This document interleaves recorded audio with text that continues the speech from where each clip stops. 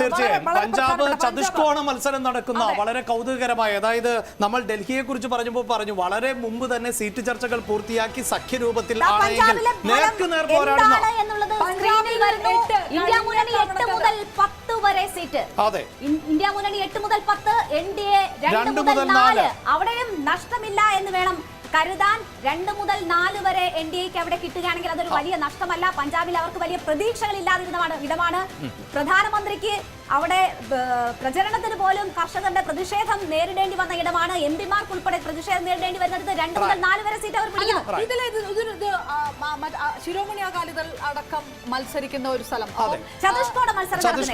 മാത്രമല്ല 4 നൂറ്റാണ്ടിന് ശേഷമാണ് ആ സഖ്യം പിരിയുന്നത്. 25 വർഷം ഒരുമിച്ചായിരുന്നു. ഈ ഇന്ത്യ സഖ്യം 8 മുതൽ 10 വരെ എന്ന് പറയുമ്പോൾ അത് ആം ആദ്മിയും കോൺഗ്രസും കൂടി ചേർന്നുണ്ടാകുന്ന ഒരു ഇത്